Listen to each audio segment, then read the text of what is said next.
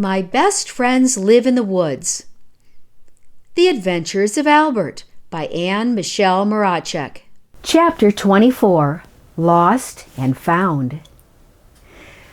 Chitty Witty yawned and stretched. The first rays of morning sun were filtering through the leaves to the forest floor. The tiny chipmunk was snug in his nest as the early chill began to warm. Mother Chipmunk was putting on her bonnet and getting ready to scamper out to gather seeds for their breakfast. She didn't need a basket. That's what cheeks were for. Chipmunks were experts at stuffing their round cheeks till they were bulging with tasty this and that's. She patted her tiny son on the head. Now, Chitty Witty, I expect you to stay right here till I return with breakfast. Be a good boy and don't wander off, she said sternly. Chitty Witty just heard something breakfast, and he smiled at Mother as she scampered off. A few more yawns, and he tipped over the edge of the grass and twigs that made his cozy nest and stepped blinking into the warm sunshine. What a lovely day! The sky was turning pink, and the birds were twittering above in the branches. Chitty Witty was quite young, not a newborn, but his eyes hadn't been open more than a week or so, and everything to look at in the forest was beautiful and amazing, especially the chiming, babbling sound that always came from somewhere down the hill. The sound was so enchanting and lulled him to sleep at night and greeted him every morning. As he sat next to the nest looking at all the lovely leaves and flowers and ferns, a gray creature with a long, fluffy tail scampered up and came nose to nose with him. Chitty Witty flicked his little striped tail and spoke. Hello, who are you? I'm Jimmy Squirrel. You flick your tail kind of like I do, Jimmy said, flicking his tail to demonstrate his point. Chitty Witty laughed. I'm a chipmunk, he smiled. Wanna play? Sure, Jimmy said. Let's climb trees. Chitty Witty sat and stared up the trunk of a tall pine. I don't think I can do that. He shook his head. Oh, Jimmy kicked the dust. What do you want to do? Chitty Witty thought a bit, then pointed down the hill. I want to see where that chiming, babbling sound comes from, he answered. Jimmy grinned and felt wise. Oh, that's easy. The stream flows along the bottom of the hill.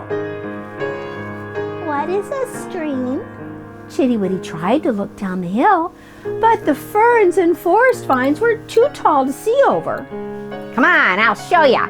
I can take you on a tour of the forest, Jimmy said, quite proud of himself. I know where everything is, he boasted. And without a thought of Mother Chipmunk and her stern instructions not to leave the nest, the two new friends scampered down the hill, Jimmy leading the way. When they were standing on the cool, mossy bank of the little streamlet, Chitty Witty was so amazed and happy. He ran in little circles and then sat back and laughed. You can drink it, Jimmy said as he took a step toward the water and lapped up the cool droplets. Try it, Jimmy encouraged. Chitty Witty was delighted with the wet sips he took from the stream. Where does it go? Chitty Witty asked Jimmy. To be honest, Jimmy really didn't know, but he was enjoying feeling older and wiser, so he said, We can follow the stream and I'll show ya. So the two scampered along the shore, winding ever deeper into the forest and ever farther away from Mother Chipmunk's nest. Now remember, Chitty Witty had not had his breakfast, as Mother Chipmunk had left to collect it, and so his empty tummy reminded him of this. I'm ready to go home now for breakfast, he said to Jimmy as he sat down on the stream bank. Okay, bye, Jimmy Squirrel said, bounding up the nearest tree. Wait, don't go, Chitty Witty called out. I don't know how to get back, he called in a panic. But Jimmy was already out of hearing distance as he ran the limbs of the forest canopy. Poor Chitty Witty suddenly found himself alone. Oh no, he sobbed. Think, what should I do? His eyes darted this way and that in confused panic. I'll just follow the stream back, he thought, and stood to retrace his steps. But he wasn't sure which way they had come. He was so tiny and the ferns were so tall that everything looked the same.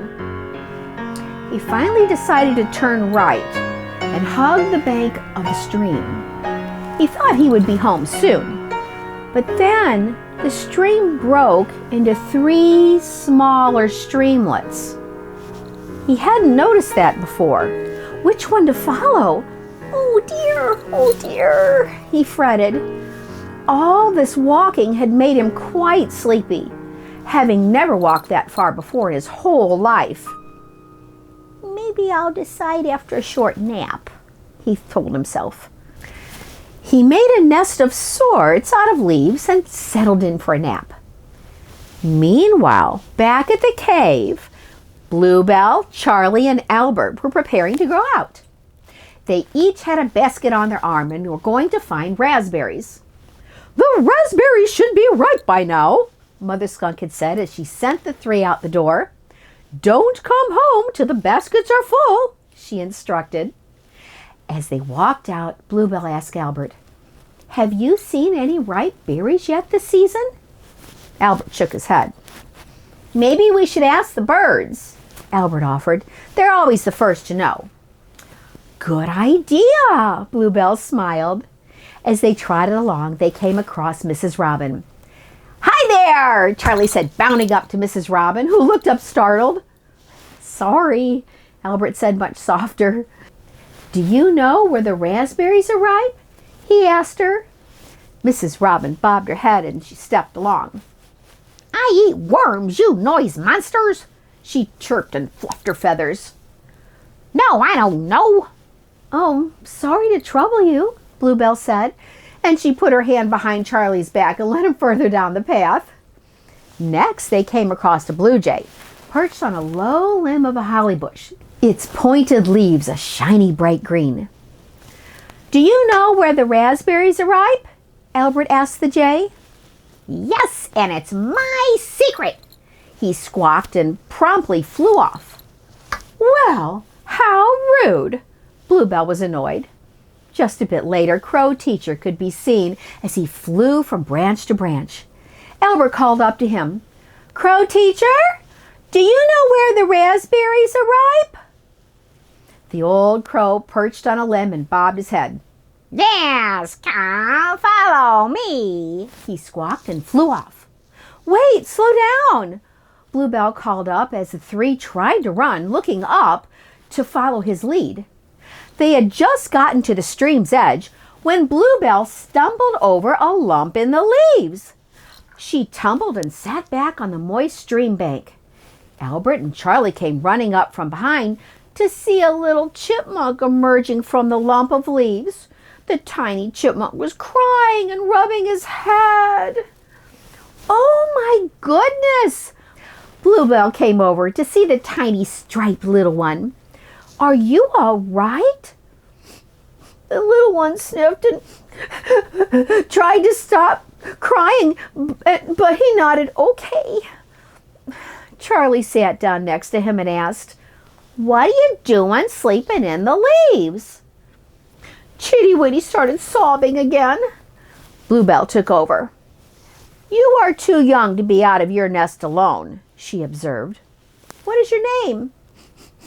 Chitty Witty, he managed between sobs. Why are you here alone? Bluebell was very concerned. Lost, was all Chitty Witty could manage to say.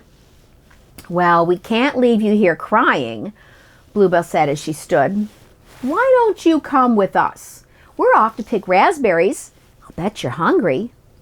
Chitty Witty was very hungry, the hungriest he had ever been, and raspberries sounded lovely. So the four continued together in the direction Bluebell thought she had seen Crow Teacher heading.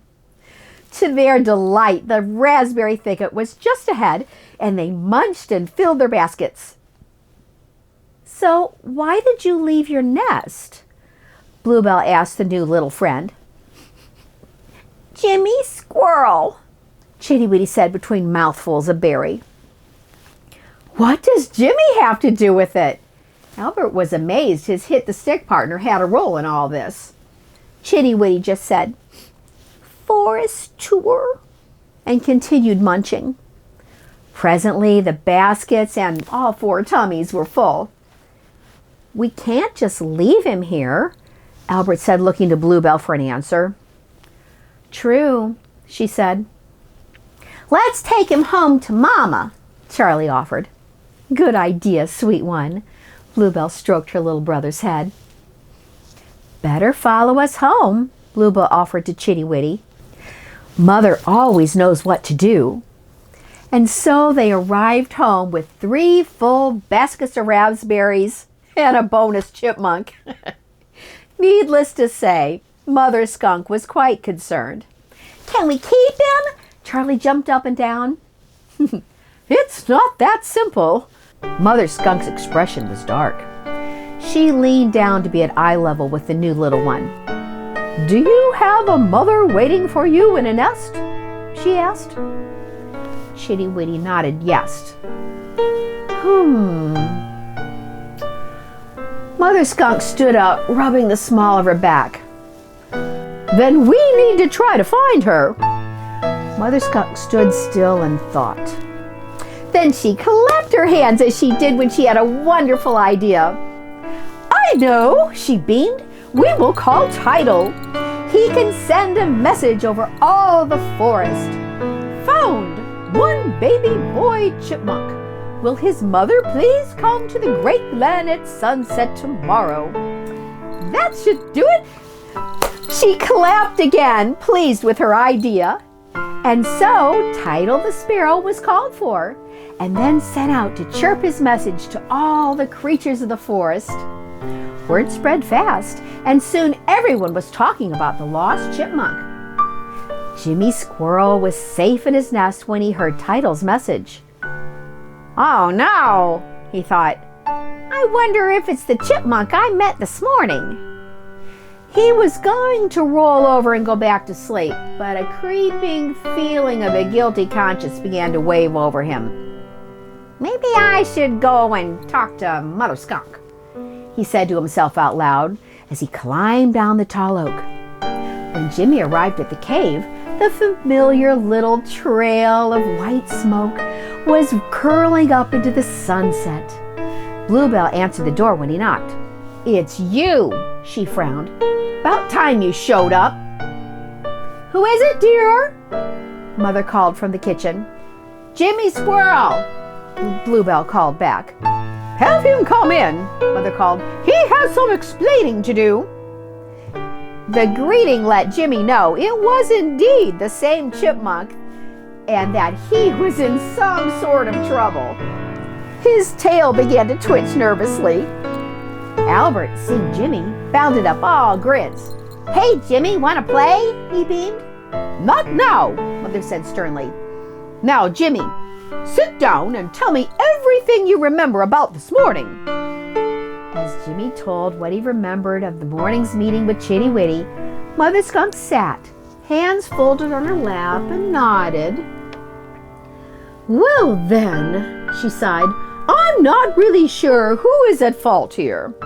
Chitty Witty, you disobeyed your mother and left the nest. And Jimmy, you shouldn't have assumed the little guy knew his way home.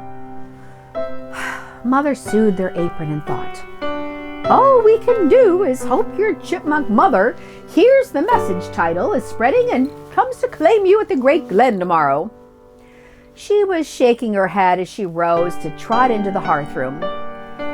In the meantime, I will make tea and toast and send you all off to the great moss bed." And so she did.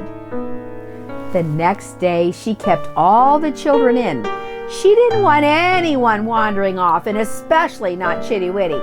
She felt very responsible to get him safely to the glen. After that, she was not at all sure. The day dragged on. Mother Skunk made breakfast, then lunch, then dinner, and finally it was time to head toward the glen. The message title had spread had gotten attention from all the forest, even Owl and the Prince of the Forest, the Great Stag. Jillian had been summoned to sing either a song of sad separation or one of joyous reunion, depending on how the meeting went. She stood in the center of the great glen, her lavender robe draped over her shoulders. The sight of her made Mother Skunk immeasurably proud and immeasurably sad all at once. She missed Jillian terribly and just wanted her back home. Mother Skunk took a deep breath and reached down to Chitty Witty. "Let's go find your mama," she smiled down to him. As they reached the center of the great glen, Owl called out, "Hoo-hoo! Will the mother of—" He paused and leaned down to the frightened Chipmunk. "What's your name, son?" Chitty Witty, he said wide-eyed. "Hoo-hoo! Will the mother of Chitty Witty come forward?" Owl continued. A scurry and a tiny high-pitched "Here I am!"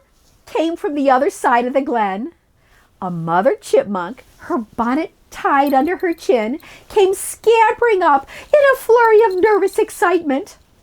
"Mama!" Chitty Witty squealed the instant he saw her and ran into her arms. Their joy was contagious, and all the gathered creatures began to cheer.